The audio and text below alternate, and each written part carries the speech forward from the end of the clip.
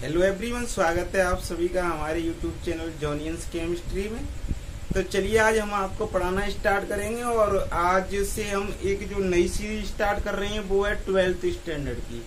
तो आज से हम अपनी इस सीरीज में 12th स्टैंडर्ड की केमिस्ट्री और 11th स्टैंडर्ड की केमिस्ट्री भी पढ़ाना स्टार्ट करेंगे।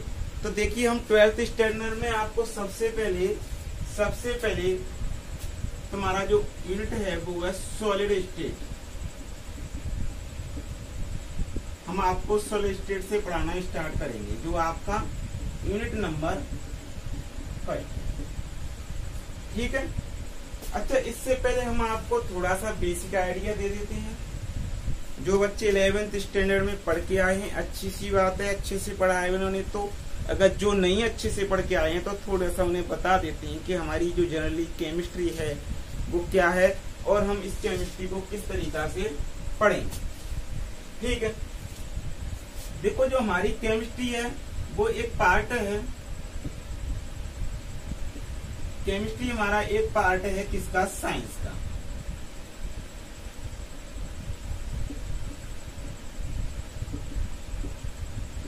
हमारी केमिस्ट्री एक साइंस का ही एक पार्ट है। और इस केमिस्ट्री में हम क्या करते हैं, इसमें हमें स्टडी करना होता है स्टेट ऑफ मैटर। या इसमें केवल हमको केमिस्ट्री में हमें स्टडी मैटर की स्टडी करते हैं। हम किसकी स्टडी करते हैं? मैटर की।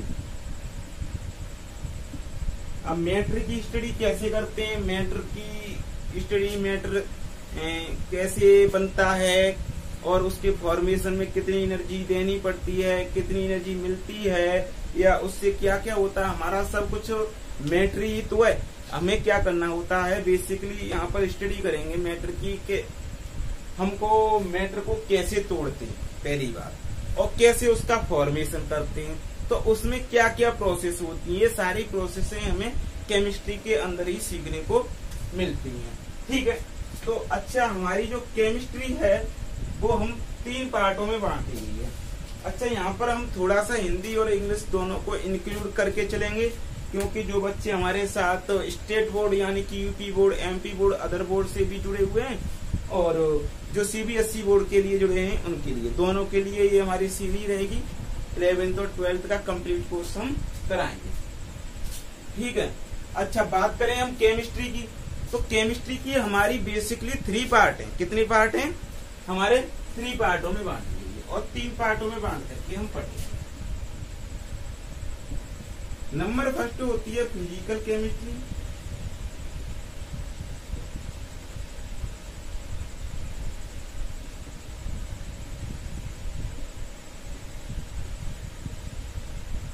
नंबर सेकंड में पढ़ेंगे हम आपकी ऑर्गेनिक केमिस्ट्री।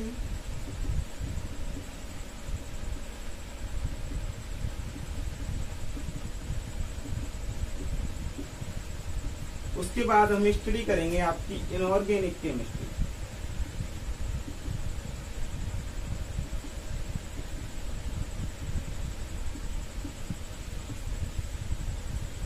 फिजिकल केमिस्ट्री और ऑर्गेनिक केमिस्ट्री और इनऑर्गेनिक केमिस्ट्री, आपकी केमिस्ट्री को 3 भागों में बांटा गया है।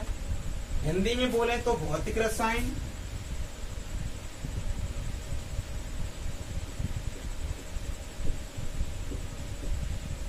ऑर्गेनिक केमिस्ट्री को बोलते हैं कार्बनिक रसायन,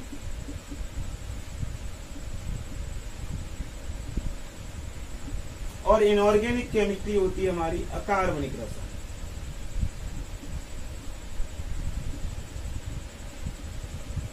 और जो केमिस्ट्री होती है वो होती है हमारी रसायन विज्ञान। यानी कि हम रसायन विज्ञान को 3 भागों में बांट करके पढ़ेंगे।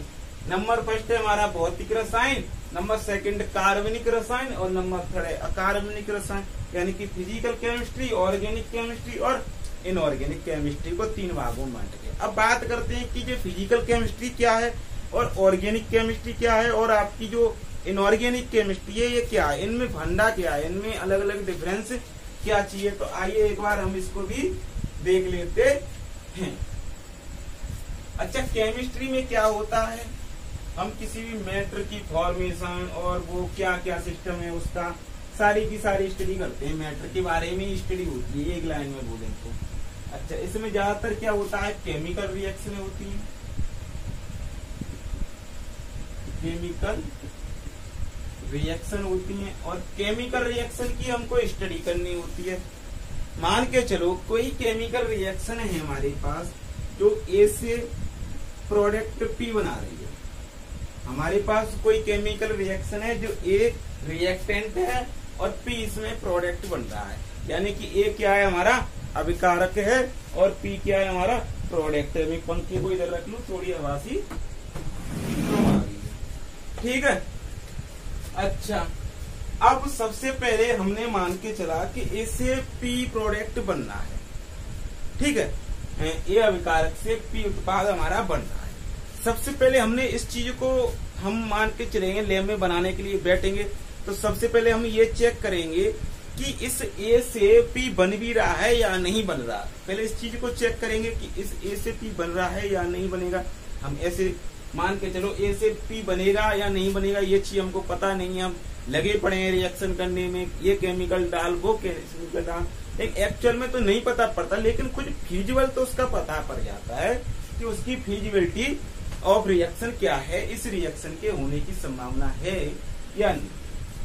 अच्छा, मान के चलो इस रिएक्शन की होने की संभावना क्या है क्या नहीं है ये हमने पता कर लिया कि मान के चलो ए से पी प्रोडक्ट बन सकता है, इसकी संभावना है प्रोडक्ट पी बनने की। और फिर ये ए से कितना पी प्रोडक्ट बनेगा, हमने कितना तो लिया रिएक्टेंट और कितना हमारा प्रोडक्ट बनेगा, ये भी चीज जानना बहुत जरूरी होता है। मान के चलो कि हमने 10 मोल अभिकारक लिया, 10 मोल रिएक्टेंट लिया और आपका 1 मोल प्रोडक्ट बनना है, तो क्या ऐसी रिएक्शन कराने से कोई फायदा नहीं है। अरे जब तक हम कोई रिएक्शन कराएंगे तो हमें कोई फायदा नहीं है, तो उस रिएक्शन कराने से हमें कोई मतलब ही नहीं है। तो हमारा क्या हुआ, ए से इतना मलना है तो हमें इस रिएक्शन को नहीं कराएंगे। तो सबसे पहले हमें ये चेक करना होगा कि वो रिएक्शन होगी या नहीं होगी। दूसरी बात हम ये चेक करते हैं कि होगी तो कितने रिएक्टेंट से, कितने अभिकारक से कितना प्रोडक्ट देगी। दूसरी बात ये, मान के चलो 10 मोल लिया तो 10 मोल से लगभग 10 मोल या 9 मोल या 11 मोल के समथिंग हमारा प्रोडक्ट बन रहा है। तो मान के चलो हमारा सही है, कहीं तक जो प्रोडक्ट बनना है वो हमारा फायदेमंद है और जो रिएक्टेंट लिया उसकी कंपेरिजन, ठीक है। पहली बात हमने ये चेक कर ली एक्सटेंट ऑफ रिएक्शन क्या है, सॉरी फीजिबिलिटी ऑफ रिएक्शन क्या है। दूसरी बात हमने ये चेक कर ली एक्सटेंट ऑफ रिएक्शन क्या है कि कितना मोल लिए रिएक्टेंट में और कितना मोल कन्वर्ट हो रहे हैं प्रोडक्ट में।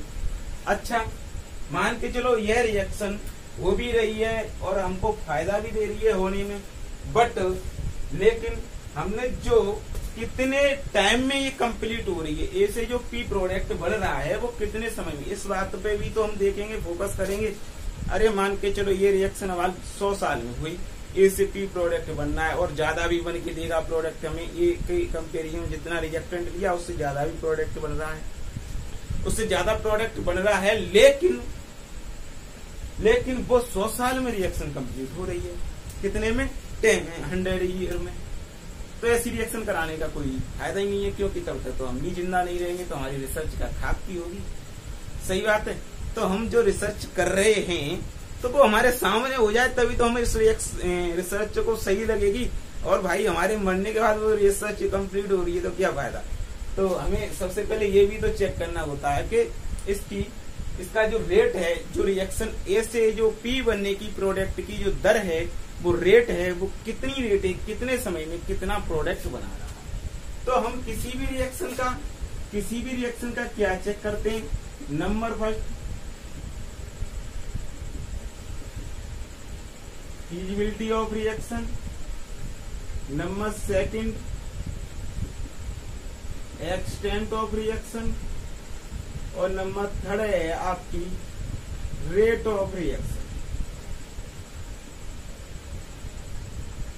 ये 3 चीजें हम ज्यादातर मोस्टली देखते हैं किसी भी रिएक्शन कंप्लीट कराने के लिए, कि वो रिएक्शन हो सकती है या नहीं हो सकती। फीजिबिलिटी ऑफ रिएक्शन बताती है हमको।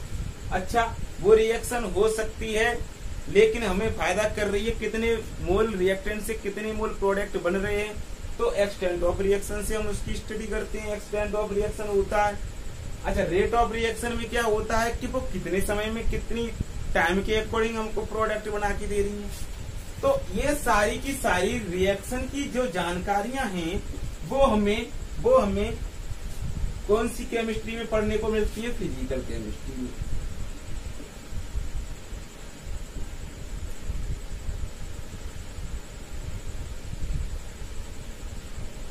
बात समझ में आई? फिजिकल केमिस्ट्री में सबसे पहला जो पोर्शन है मैंने बताया, उसमें हम क्या स्टडी करते हैं कि भाई फिजिबिलिटी ऑफ रिएक्शन क्या है, उसकी प्रोसेस क्या क्या है, एक्सटेंट ऑफ रिएक्शन क्या है, उसकी प्रोसेस क्या क्या है, रेट ऑफ रिएक्शन क्या है और उसकी प्रोसेस क्या क्या है। ये चीजें और एक्सट्रैक्ट हम स्टडी करते हैं फिजिकल केमिस्ट्री में। अब बात आई कि भाई ऑर्गेनिक केमिस्ट्री किसे कहेंगे?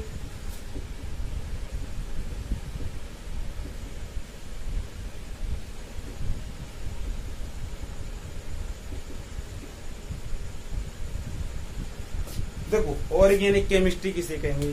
तो देखो ऑर्गेनिक केमिस्ट्री हम जो अच्छी तरह से डिफाइंड करेंगे, वो डिफाइंड जब करेंगे जब ऑर्गेनिक केमिस्ट्री आपको पढ़ाई जाएगी। लेकिन हम आपको एक जनरली सी बात बता दें, जो ऑर्गेनिक केमिस्ट्री है इसी रिएक्शन के बेस पर हम इसको डिफाइंड करके बता देते हैं कि सपोज ए से बी प्रोडक्ट बन रहा है और उसको हमने ये चेकआउट किया फिजिकल केमिस्ट्री से, कितना बनना है, कैसे बनना है और उसकी रेट क्या है। लेकिन इसके बनने की जो मैकेनिज्म क्या है,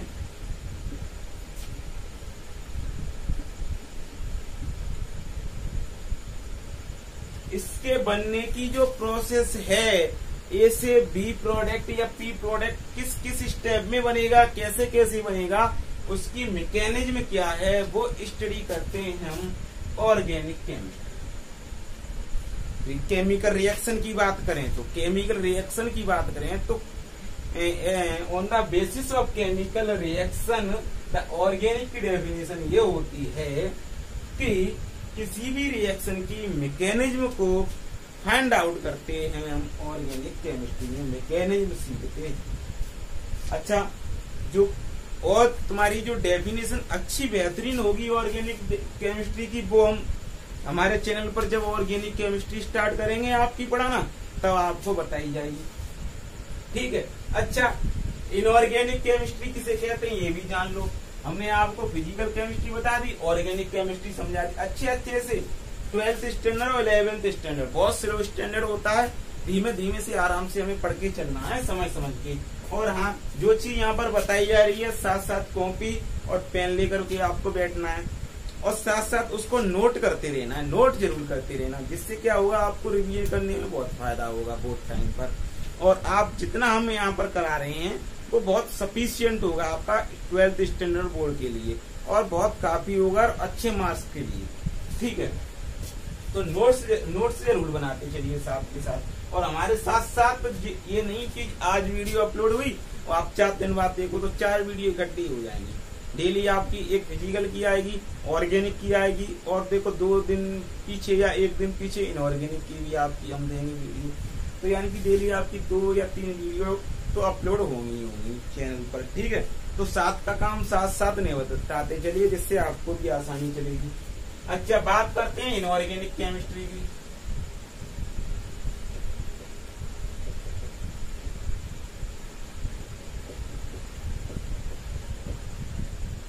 बात किसकी करते हैं हम? इनऑर्गेनिक केमिस्ट्री की। तो देखो इनऑर्गेनिक केमिस्ट्री क्या है ये चीज समझ लो आप, हैं? देखो हमने ये पता किया कि भाई ये रिएक्शन हो रही है या नहीं हो रही है तो कितनी दर में हो रही है, और हो रही है तो कितनी दर में हो रही है, और कितने रिएक्टेंट से कितना प्रोडक्ट बना रहा है, ये चीज हमने फिजिकल केमिस्ट्री से सीख लिया। ऑर्गेनिक केमिस्ट्री आए भाई साहब, उन्होंने हमें ये बता दिया ये इसी स्टेप में रिएक्शन हो रही है। आवाज ज्यादा आ रही है पंखे की, इसको बंद कर दूं पहले तो।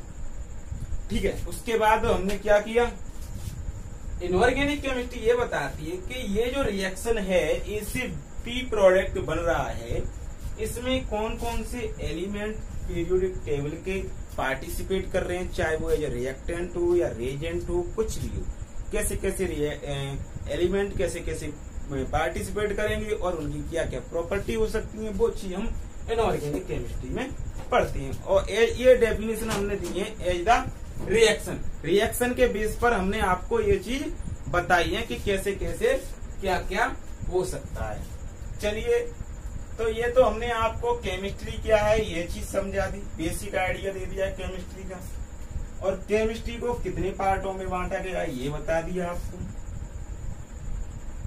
फिजिकल केमिस्ट्री, ऑर्गेनिक केमिस्ट्री और इनऑर्गेनिक केमिस्ट्री 3 पार्टों में डिवाइड कर दिया आपको। अच्छा, अब हम आपको स्टार्ट करते हैं आपकी फर्स्ट यूनिट। अच्छा, फर्स्ट यूनिट क्या है आपकी? सॉलिड स्टेट,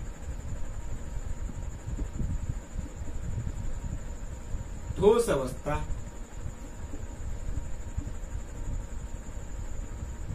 क्या है आपकी? सॉलिड स्टेट, ठोस अवस्था। तो ठोस अवस्था को हम पढ़ना स्टार्ट करते हैं तो हम पहले ये जान लेते हैं सॉलिड स्टेट। पहले तो हम ये जानेंगे स्टेट क्या है, सॉलिड क्या है, ये चीज जानना, और ये कहाँ से आई है क्या है, ये चीज हमें जानना बहुत जरूरी है। तो देखिए, सबसे पहले हम पढ़ेंगे अपने यूनिवर्स को, क्योंकि हमारा यूनिवर्स से ही सब कुछ निकल के आता है। चाहे कुछ भी हो, यूनिवर्स से बाहर कुछ नहीं है। ठीक है, हमारा यूनिवर्स रहा ये,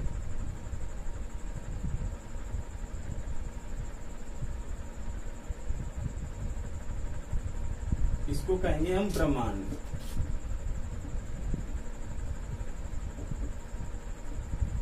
बात करते हैं यूनिवर्स की कि यूनिवर्स किसे कहते हैं, ब्रह्मांड किसे कहते हैं। तो देखिए, हमारे चारों तरफ हम जिस तरफ भी नजर डालें अपनी, चाहे हम ऊपर देखें, इस साइड देखें, उस साइड देखें, नीचे देखें, यानी कि जहां तक हम देख सकते हैं वहां तक हमें जो कुछ नजर आ रहा है, जो कुछ भी हमें दिखाई दे रहा है, वो one of the part of universe. वो क्या है? एक यूनिवर्स का ही हिस्सा है। हमें जो कुछ भी दिखाई दे रहा है वो सब यूनिवर्स का हिस्सा है। ठीक है, अच्छा, ये बात समझ में आई। अब जो यूनिवर्स है वो भी किसी ना किसी चीज से मिलकर बना होता है। तो हमारा जो यूनिवर्स है बेसिकली 2 चीजों से मिलकर के बना। किस किस से? नंबर फर्स्ट है आपका मैटर, और नंबर सेकंड है एनर्जी, यानी कि ऊर्जा। और मैटर को कहेंगे हम द्रव्य। बड़ा ही धीमे धीमे, स्लो आराम आराम से पढ़ करके चलिए, और कोई दिक्कत नहीं है, और नोट्स बनाते चलिए, बहुत आराम आराम से अच्छी तरह से समझा के चलेंगे हम। अच्छा, यूनिवर्स हमारा 2 चीजों से मिलकर बना है, एनर्जी से मिलकर बना है और मैटर से मिलकर बना है। तो हम ये जान लेते हैं कि एनर्जी क्या है और मैटर क्या है, उसके बाद ही तो हम इस चीज पर स्टडी करेंगे। तो सबसे पहले हमने एनर्जी तो हम बचपन से पढ़ के आ रहे हैं, जब से केमिस्ट्री पढ़ना स्टार्ट किए। तो एनर्जी की डेफिनेशन हमने क्या पढ़ना स्टार्ट किया कि एनर्जी क्या है, कि एनर्जी यही तो है जिसको हम ना तो नष्ट कर सकते और ना तो हम बना सकते, यानी ना तो डिस्ट्रॉय कर सकते, ना तो हम उसको प्रोड्यूस कर सकते।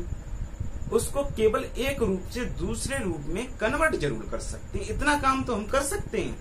लेकिन हमारी कोई ताकत नहीं है कि एनर्जी को हम उत्पन्न कर दें, उसको प्रोड्यूस कर दें, और ना ही हमारी ये कोई ताकत है कि उसको हम डिस्ट्रॉय कर दें, मिटा दें।